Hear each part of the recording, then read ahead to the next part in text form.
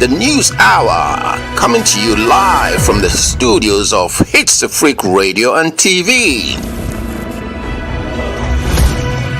Stay tuned. Download the tuning app onto your mobile phone today and catch up on all the latest news from Hitzafrik Radio. Broadcasting live on modern Ghana and our website www.hitzafrikradio.org. Hitzafrik Radio News Hour live. Good evening. It's exactly 2:00 GMT in the studios of Hitzafrik Radio and TV. You're logged on to www.hitzafrikonline.org. Now let's do the news headlines. Supreme Court throws out Chachu's review application. Ghana successfully issues $3 billion Eurobond concerning COVID-19. Tanzania, at least 45 died in late Magufuli attributes. Teacher wins French competition. These are many more stories we bring your way this evening. Stay tuned as I bring you the news in details. My name is Abena Ahwinie.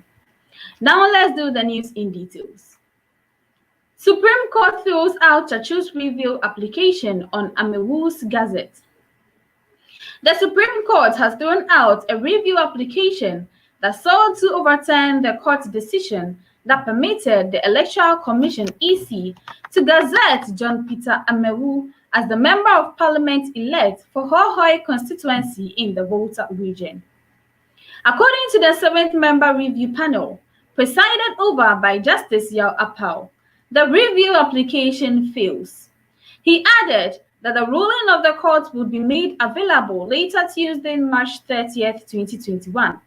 Mr. Chachu Chikata, who represented the residents of Santro Kofi, Akpafu, Lipe, and Lolobi Sao, in his review application at the last sitting, contended at the apex court of the land fundamentally erred with it quashed the decision of the whole High Court, which granted an injunction to the residents of the areas in dispute.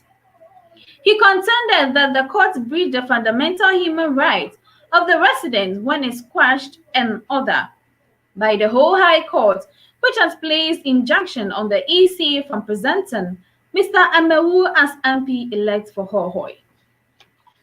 Moving on to other stories, teacher wins French writers competition. The award winners were members of the Lebanese community in Ghana. A literary academic contest, the Young Francophone Writers Competition, has been held by the Lebanon Embassy in Accra to encourage a culture of reading and writing among students and talented writers within the Francophone community in Ghana. Hezowe Antonine Balauki, a teacher at St. Pierre Claver School at Kaneshi in Accra, won the first prize with his novel, In Restore Winvie. Gideon Afo, a national service person at the Ministry of Foreign Affairs, claimed the second position with his novel, La Danse on Vocal, while Maurice Jojo Ajeti, a student of the University of Ghana, had the third prize with his novel, La Prochaine Fois.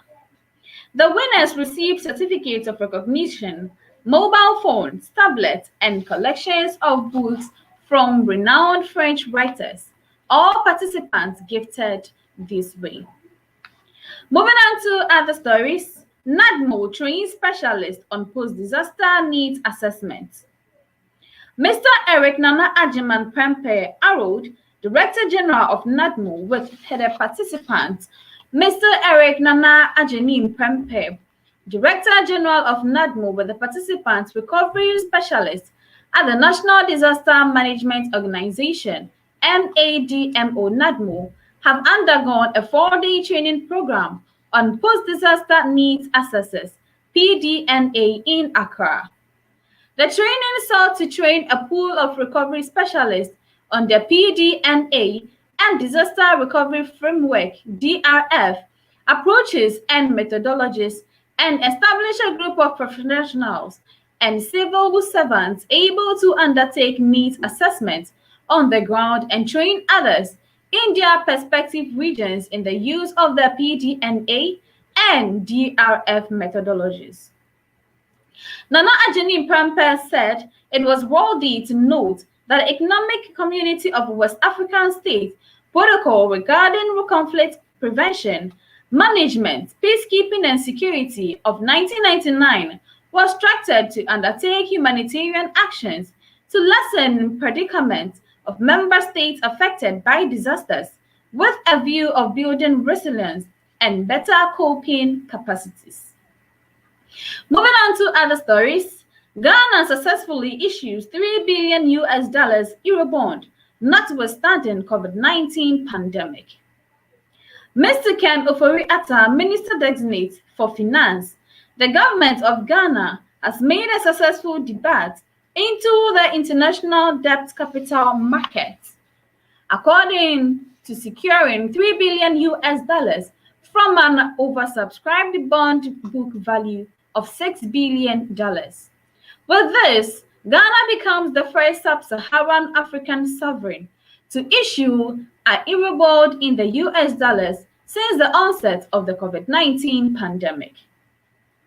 Ghana's debit 4-year zero coupon bond oversubscribed by 2 times, despite being the first of its kind to be issued by a West African sovereign, further demonstrating investors' continued support for Ghana's transformation story and strong fiscal consolidation efforts.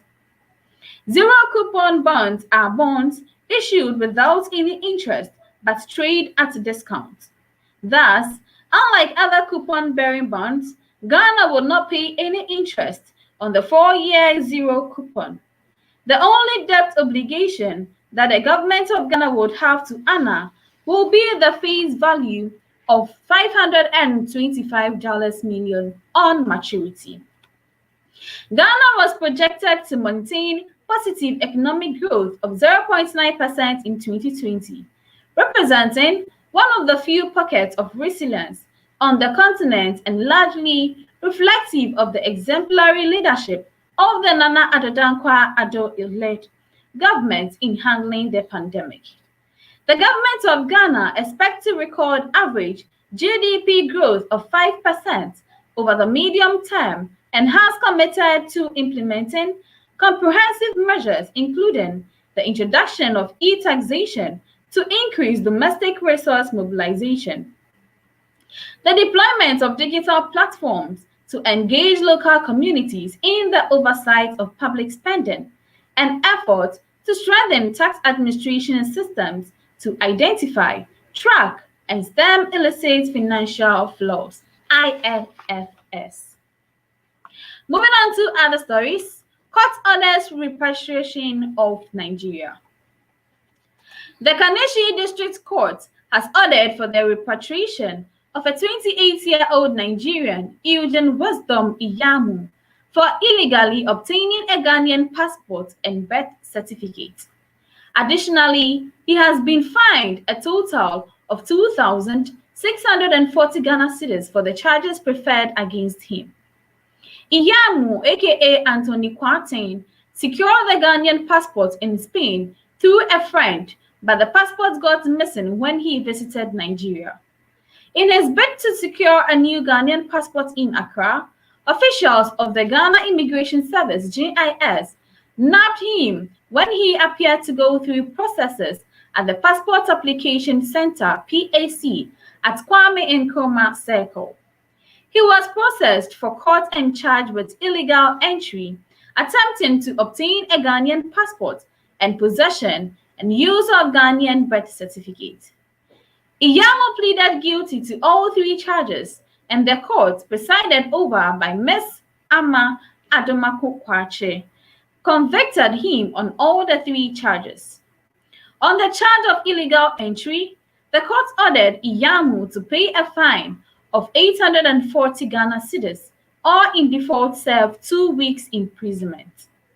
The court also ordered him to pay 960 Ghana cedis, or in default serve 2 weeks imprisonment on the charge of attempting to obtain a Ghanaian passport. For the possession and use of the false certificate to get Ghanaian birth certificate, the court further ordered Yamu to pay 840 Ghana cedis or in default serve 2 weeks imprisonment. The sentences, however, will run concurrently. Narrating the facts of the case in court, Chief Superintendent of GIS, Mr. Adolf Asensu-Boache, said Iyamu submitted a Ghanaian passport application with a Ghana birth certificate and a Ghana passport number GT2038555, which he claimed was missing. Moving on to other stories, tourism sector key contributor to GDP minister. Dr. Mohammed Ibrahim Awal, Minister of Tourism, Arts and Culture. The Minister of Tourism, Arts and Culture, Dr. Mohammed Ibrahim Awal, has expressed his commitment to make the tourism sector the #1 contributor to the country's gross economic domestic product, GDP. He said, boosting domestic tourism, profiling and packaging tourist sites, and marketing them through the digital platform, as well as collaborating with the Ministry of Transport to work on roads leading to attraction sites, were some of the means to achieve that vision. We will make domestic tourism a topmost priority to attract about 1 million vocal tourist visits annually, Dr. Awal said. Speaking at a 2-day retreat for the management staff and the leads of agencies under the ministry in Akosombo in the Eastern region last Thursday, Dr. Awal said he would specifically work to increase proceeds from tourism to $5 million by December 2022.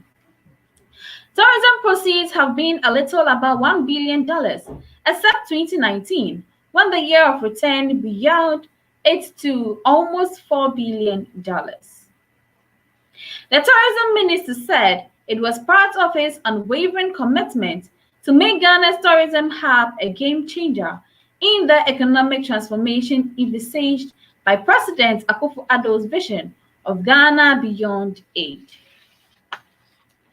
Moving on to other African countries, in Mali, UN probe finds French strike in Mali in January killed 19 civilians.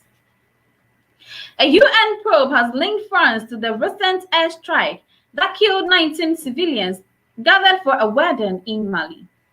The report also refuted claims that jihadists were linked to the attack and occurred in January.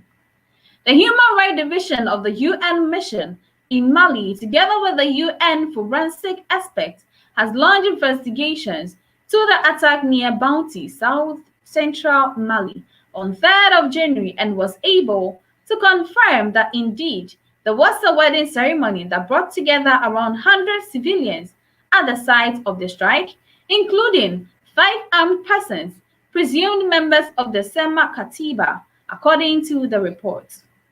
The Katiba Sema is affiliated with a group for the support of Islam and Muslims, JSIM or JNIM in Arabic, a jihadist alliance that is affiliated with Al-Qaeda. At least 22 people were killed, including 3 of the alleged members of Katiba Sema, 19 on the spot, 3 during their evacuation, the report reviews. Moving on to other African countries, in Tanzania, at least 45 died in late Magufuli's tribute. Tanzania police say at least 45 people died in a stampede that took place on March 21st when citizens paid their last respect to the country's late president, John Pombe Magufuli. Dar es Salaam Regional Police Commander Lazaro Mambosasa said on Tuesday that there had been a lot of people who wanted to get in the stadium and some were not patient. They tried to force their way in, and that resulted in a stampede. 45 died in the accident. Dar es Salaam Regional Police Commander Lazaro Mambosasa told AFP. 5 of the deceased were from the same family. A woman and 4 children were earlier reported crashed in the accident at Uhuru Stadium, though the true toll of the stampede was not announced at the time. The stampede that took place on March 21st also injured 37 people. According to Mambosasa, the 37 mourners who were injured in the March 21st stampede have all been discharged from hospital after treatment. Tens of thousands of mourners lined the streets of Dar es Salaam this month to bid farewell to Magufuli, whose death, sudden from a short mysterious illness, was announced by the government. The stampede happened on the second day of the tribute at Uhuru Stadium. Tanzania's late president Magufuli, who died on the 17th of March at the age of 61, was laid to rest in his hometown Chateau on March 26th. Moving on to other stories, in Cameroon. In Cameroon, does being mentally ill mean being abandoned?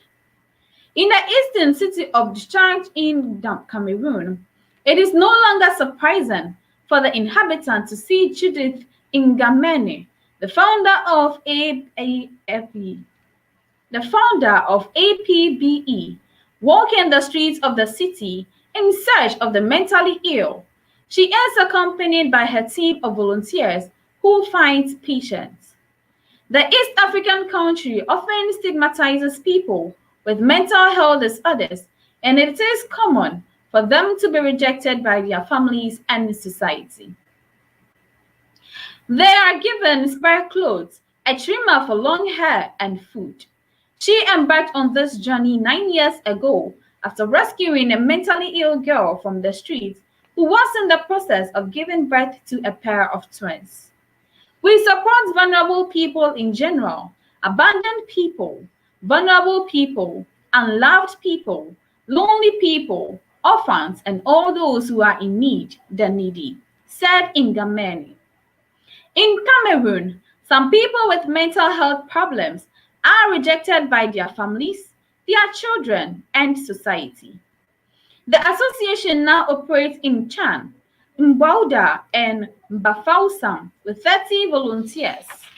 Ngamene's objective is to open a modern care center for people suffering from poor mental health, which is common in some European countries. Moving on to other countries of Mozambique in Africa. Palmer attack escapees recount ordeal. Marina Simao, 29, wife of a worker of the World Food Programme in Palma, an eyewitness to an attack on the strategic town of Palma in Mozambique by a rebel group on Monday, spoke about his escape from the event, which killed some of his friends, partners, and colleagues. Rebels fought the Mozambican army on Sunday for the fifth straight day for control of the strategic northern town of Palma, with reports that dozens of civilians had been killed and bodies were littering the streets. The 50-year-old owner of a transport and logistic company, Ismar Inodiho, was among the first of those to flee the northern region last week and arrived in Pemba on Sunday. Nordino was taken in a ship from Palma to the port of Pemba, where relatives of those still missing wait for news of their loved ones. The battle for Palma highlights the military and humanitarian crisis in the southern African nation in the Indian city. Here lies the end of the local story. Stay tuned as I fetch you the foreign news.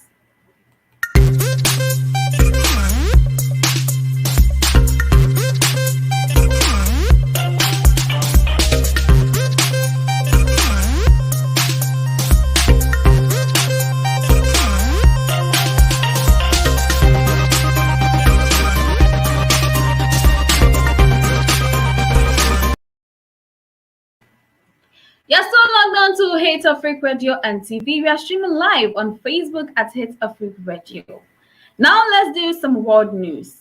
In Japan, the cherry blossom season, Japan's traditional sign of spring, has peaked at the earliest date since records began 1,200 years ago, research shows. The 2021 season in the city of Chukto peaked on 26th of March, according to data collected by Osaka University. Increasingly, early flowering in recent decades are likely to be as a result of climate change, scientists says. The records by Choto go back to 812 AD in imperial court documents and diaries. The city has experienced an unusually warm spring this year. The previous record there was set in 1409 when the season reached its peak on 27th of March. The blossom sakura in Japanese lasts only for a few days, but their appearance is tremendously important, both economically and culturally. Friends and family get together, and Instagram is awash with pictures. Since about 1800, the data suggests the peak date in Choto has gradually been moving back from mid-April towards the beginning of the month. The progress of the cherry blossom season is closely monitored, with the Japanese Meteorological Agency issuing forecasts of the first flowers and the peak of the season. This year, the season began in Hiroshima on 11th of March, 8 days earlier than the previous record, which was set in 2004, according to Japan Forward. Moving on to other stories in Italy. Italy introduces quarantine for EU travelers. Mario Draghi and his wife received their first doses of the AstraZeneca vaccine on Tuesday. The Italian government is to introduce a mandatory 5-day quarantine for EU travelers amid a third wave of infections in a number of countries. Previously, only arrivals from outside the bloc had to self-isolate. Today's decision comes as a new rule requiring all air passengers to Germany to provide a negative coronavirus test come into effect. Germany remains under a partial lockdown, but coronavirus cases continue to rise. World leaders call for treaty on future pandemics. What Europeans have learned from a year of COVID, on Tuesday, German Interior Minister Horst Seehofer announced that the country would increase checks on its land borders to ensure compliance with the new rules.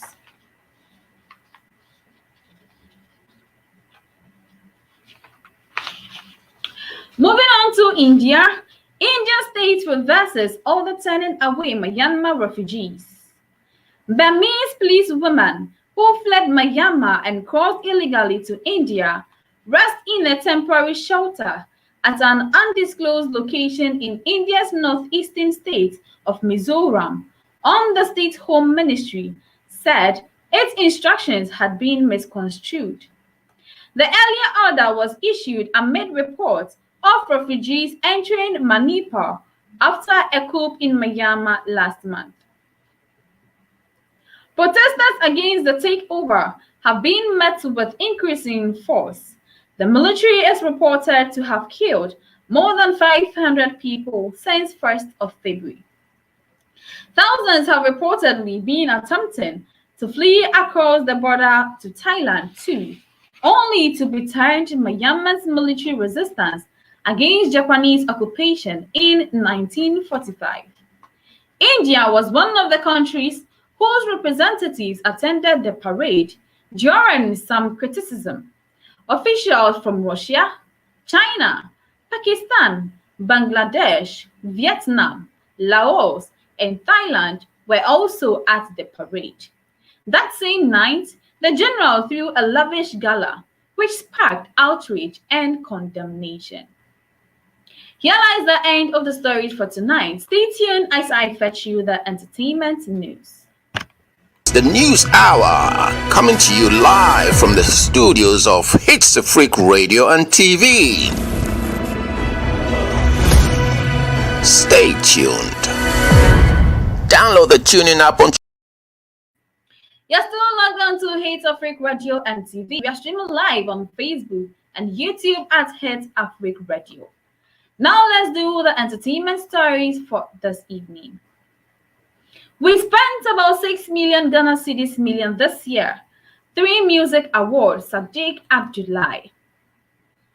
Sadiq Abdullahi Abu, CEO of 3 Media Network, the organizers of 3 Music Award, has disclosed that the 2021 show has cost his company about 6 million Ghana cedis. Speaking on Joy Prime about what went into last weekend's award show that got fans talking, Sadiq said, "We've had close to about 1,000 people working on this project. 1,000 people who were directly impacted by this." According to him, the cost of the various performances shot on different sets, including the opening performance by Medical, Joey B and Chris Waddle, and the Osabisa tribute by Kiddy, Mr. Drew and Kofi Jamar, totaled about 3,000 Ghana cedis. Explaining some of the things that shot the expenditure up, he noted for the Yao Talk and Kofi Jamar performance, the extras on the Yao Talk part alone were about 30 boys. Come to the Kweku Flick part, the extras were about 5, not forgetting the people that were producing it. Take a look at the tribute performance. There are about 50 extras, all different people. Everybody got paid. We never repeated the extras. MyJoinOnline.com quoted Sadiq to have added. Asked to tell the amount spent on the award show that saw Kiddy winning Artist of the Year, Sadiq said, "As for the money, if you want to quantify it, this is about 6 million cedis project." Moving on to other stories, Funny Face has expressed his readiness to marry Vanessa Nicole, his estranged baby mama. Vanessa, who now have 3 children for Funny Face, left the actor's home about 10 months ago after their relationship turned sour, with accusations of infidelity and domestic violence, which turned dramatic on social media. All my world in one picture plus one. Asidadia's senior sister, 4 beautiful girls. Daddy has to lose everything. He has to see the gold and diamond Jehovah gave him. Daddy had to sleep in a police cell to know how empty he is without you girls and your mother.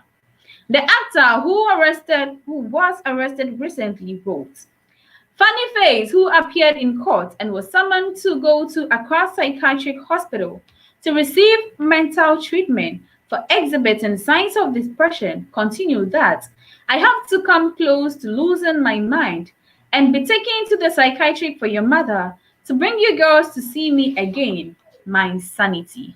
Especially Kimberlyn. Daddy had not seen you before until I almost lost my mind. But when I held you that day, and you looked at me and smiled, girl, all the anger in me, every pain in me vanished into thin air, and I was ever ready to lay my life down for you girls again."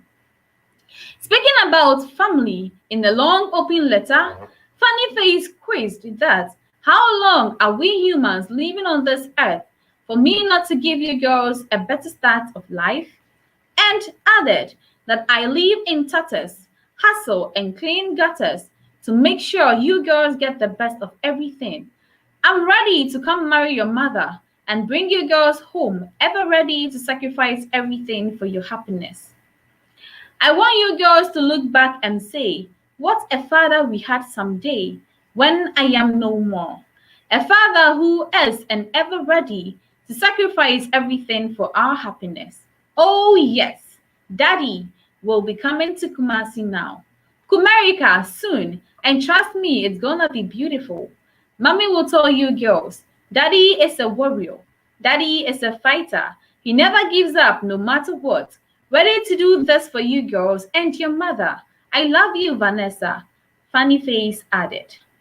Concluding this letter in the post, he said, "Now, just like a diamond, Daddy have to go through all this brutality, almost losing my life to become the perfect dad for you girls. For life is for life, just a matter of some soon, we're gonna be a happy family again.